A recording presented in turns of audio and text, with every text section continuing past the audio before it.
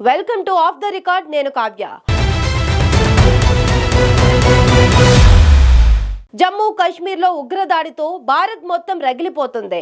హిందూ టూరిస్టులే లక్ష్యంగా ఉగ్రవాదులు జరిపిన కాల్పులతో ఈ దేశం ఏ క్షణమైనా పేలేందుకు సిద్ధంగా ఉన్న అగ్నిపర్వతంలా ఉంది. టెర్రరిస్టులు కేవలం హిందువుల్నే ఎంపిక చేసుకుని మరీ దాడి చేయడానికి కారణమేంటి? హిందువులను చంపడం వల్ల సాధించిందేమిటి? పహల్గామ్ అటాక్ వెనుకున్న అసలు కోణమేంటి?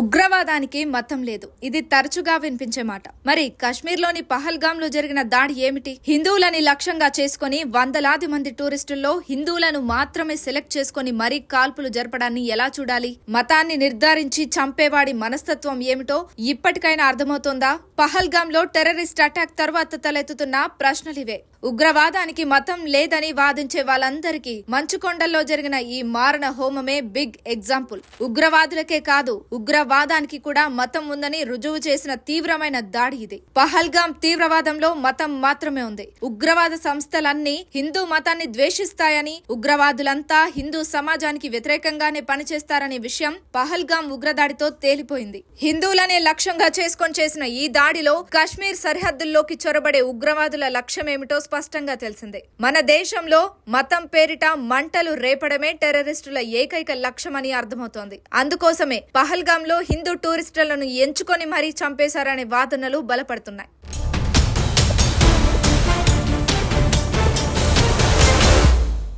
అల్ ఖైదా, ఐసిస్, లష్కరే తోయిబా, ఇప్పుడు టీఆర్ఎఫ్ ఇలా ఉగ్రవాద సంస్థలు, జిహాదీ గ్రూపులన్నీ తమ హింసాత్మక చర్యలను మతపరమైన భావజాలం, హిందూ మతంపై నిలువెల్లా ద్వేషంతోనే నడిపిస్తున్నాయి. ఈ టెర్రరిస్ట్ సంస్థల ఉగ్రవాద కార్యకలాపాలకు మతమే కేంద్ర బిందువు. హిందువులని లక్ష్యంగా చేసుకుని చేసిన దాడి ఇది. పూర్తిగా మతపరమైన ద్వేషంతో చేసినట్లు స్పష్టంగా అర్థమవుతుంది. ఈ మత గుర్తింపుతోనే కశ్మీర్ లో విభజన సృష్టించేందుకు ప్రయత్నించారు ఉగ్రవాదులు. ఎందుకంటే ఉగ్రవాదంలో మతం ఓ డ్రైవింగ్ ఫోర్స్ లా పనిచేస్తుంది. ఆ మత భావజాలమే ఉగ్రవాదుల్ని తీవ్ర దాడులకు ప్రేరేపిస్తోంది. పహల్గామ్ లో జరిగిన దాడి కూడా ఆ కోవకు చెందినదే. ఉగ్రవాదులు టూరిస్టుల పేర్లు కల్మా చదవమని ఆదేశించడం, సుంతి గుర్తింపు ద్వారా హిందువులను ఎంపిక చేశారు. ఇది జిహాదీ భావజాలంతో హిందువులను కాఫీర్లుగా లక్ష్యంగా చేసినట్లు సూచిస్తోంది. ఉగ్రవాదులు ఉద్దేశపూర్వకంగా హిందువులను గుర్తించి మరీ దాడులు చేయడం అందరినీ షాక్ కి గురిచేసింది. ఇది మతపరమైన ద్వేషంతో కూడిన హిందూ జెనోసైడ్ దాడిగా చెబుతున్నారు.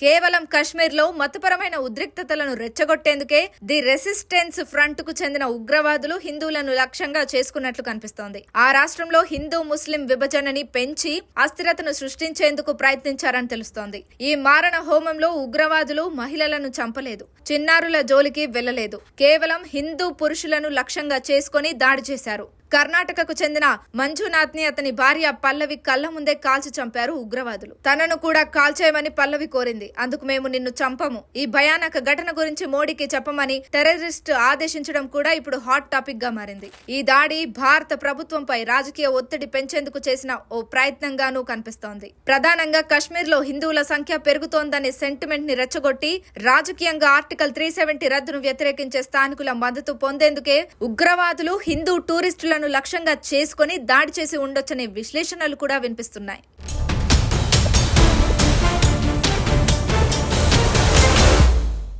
అమర్నాథ్ యాత్రకు కొద్ది రోజుల ముందు పహల్గామ్ లో టూరిస్టులపై జరిగిన ఈ ఉగ్రదాడి భారత్ లోని లక్షలాది మంది హిందూ యాత్రికుల్లో ఆందోళన పెంచుతోంది. హిందూ యాత్రికుల్లో భయం సృష్టించేందుకు ఉగ్రవాదులు ఉద్దేశపూర్వకంగా దాడికి పాల్పడి ఉండొచ్చంటున్నారు.